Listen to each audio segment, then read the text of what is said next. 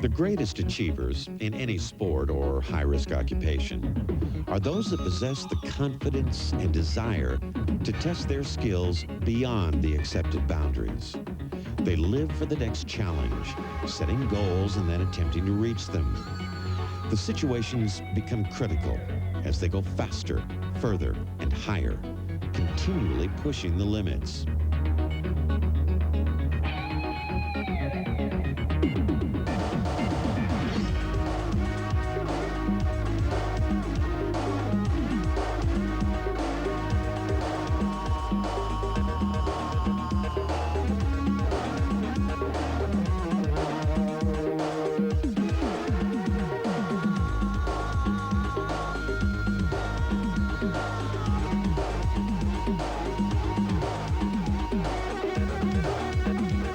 In the next half hour, the spirit of adventure, exploration, and competition will set the stage as you marvel at the skills, the courage, and the daring of the world's greatest extremists.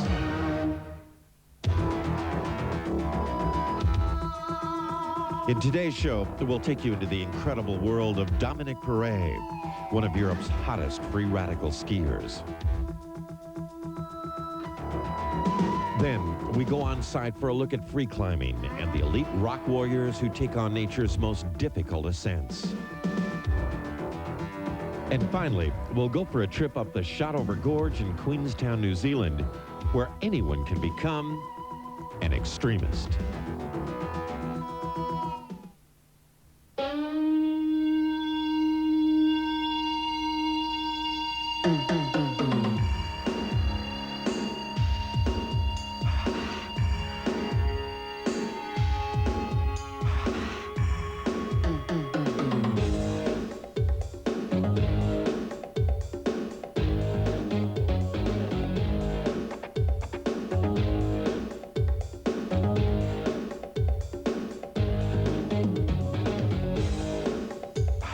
Free radical skiing, it's like, for me, it's a complete skiing. I don't want to put the skiing into different discipline and different kind of precise skiing.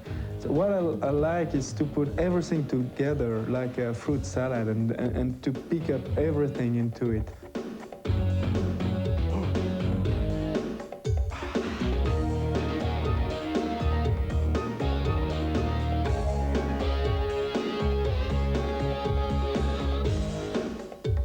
No gates, no tracks, you just play with the mountain and the natural law. And that's for me the definition of radical skiing.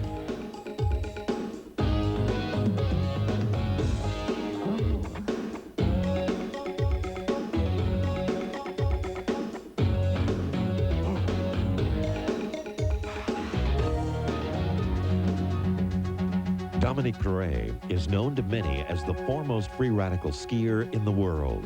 He seeks the unskiable and physically attacks each new obstacle that sets before him. Swiss-born Dominique has been skiing for almost all of his 27 years, dividing his time between Champéret, Switzerland and Chamonix, France. Chamonix is a virtual mecca for extremists, where athletes from around the world make the journey to test and improve on their abilities. And it is here that we were able to catch up with stunt film skier Dominique and discuss this aura that has athletes attempting to go beyond the recognized limits. Chamonix is a very, very good place. It's a very radical place. I think Chamonix is a little bit like Pipeline for the surfer. It's the most radical place, and it's very impressive. If you look around, you see very deep mountains, very big rocks, a lot of ice, so it's pretty aggressive. And if you want to ski Chamonix and if you really want to ski the good places, you have to feel 100%. I mean, it's not like swimming in a beach, you know, when you can go. It's really the deep, deep sea. You have a lot of people who are going for radical things. You have a lot of climbers, a lot of skiers, snowboarders, or free fallers. So it gives a big synergy. So everybody want to give the best. Everybody looking around, see somebody doing something great. So you want to do it in your sports. And things are going higher and higher.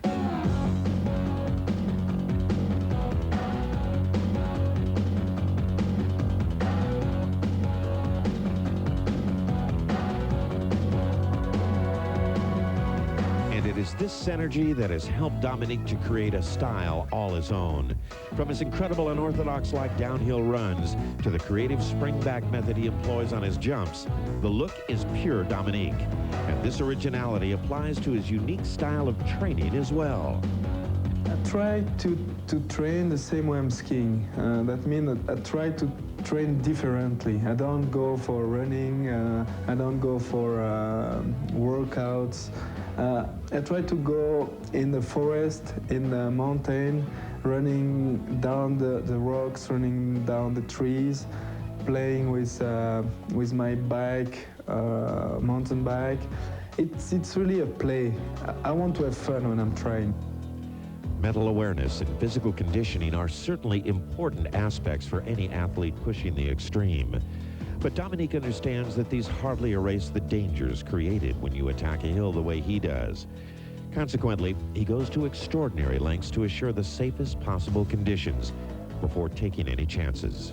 On some other time, like with Dominique Perret, we set up the shot, we plan everything. I mean, we look at the place, we go down, we sit down on the snow, and he's telling me, okay, I will go there, that place, I will jump over this crevasse, then after I will make a long turn, something like 15 meters.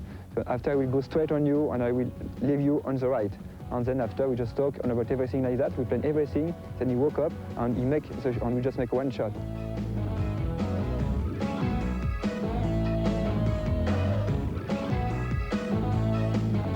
This philosophy of leaving nothing to chance was the cornerstone of Dominique's most exciting sequence, where a combination of impeccable timing and radical skiing were required to pull off the amazing.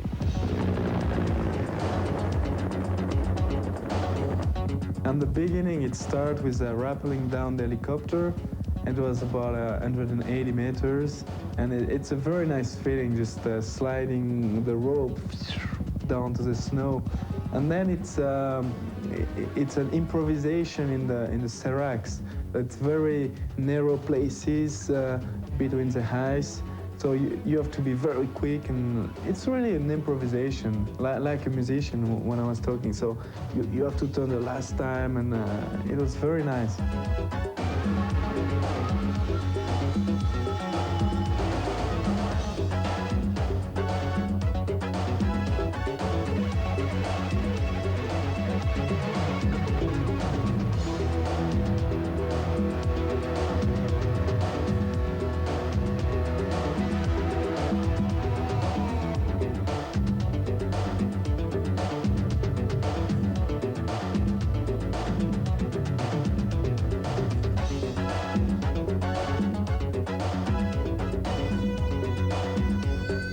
At the end, it's a long jump over a crevasse, and the helicopter and the pilot did a tremendous job, and he just arrived, and the timing was perfect, and it was pretty hard because it was fast, and the helicopter I saw the helicopter in the last second, and he also saw me in the last second, so it was very tight timing, and it works perfect on the first shot. And then we're flying together, and that was also a very nice feeling, you know, just hanging in the helicopter, and I was balancing. I was balancing under the helicopter, and the pilot, it was very nice because he really had fun. He was smiling really like if he had a good joke, you know. And then the last part, I just jump from I leave the helicopter, go, and I jump. It's 15-meter jump in the fresh snow. And this sequence was fantastic. It was really a very good sequence. So I don't think we're crazy. We just go, we push our limit. We want to play our best, but we don't want to, we don't want to die, or we don't want to make stupid things. So it's very important.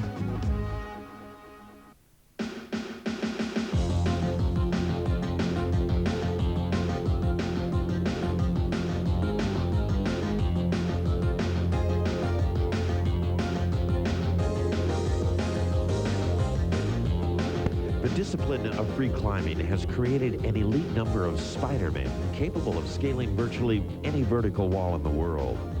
Working unaided has allowed these vertical warriors to make unprecedented strides, due in part to the free climbers' insistence that nylon ropes be used as nothing more than insurance against falls. Rest and help are not allowed in this game, but that doesn't mean that safety lines go unused. On the contrary, as strides in technique, endurance, and strength increase, so do the number of falls as climbers push their individual limits further and further. Additionally, working smart has helped boost concentration levels to a point of such sophistication that climbers can envision their every move prior to taking their first step up.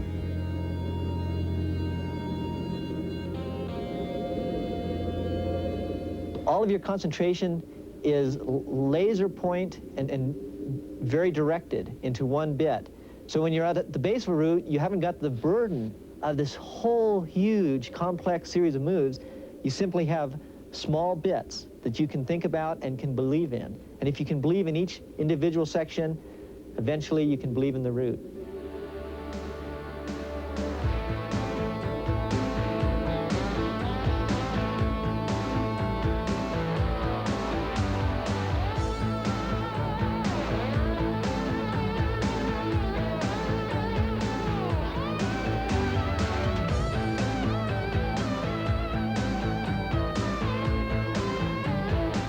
Concentration and visualization are major facets of Todd Skinner's climbing package. But as these finger holds show, there is no substitute for refined technique and raw strength. An added facet that all of climbing's elite possess is endurance.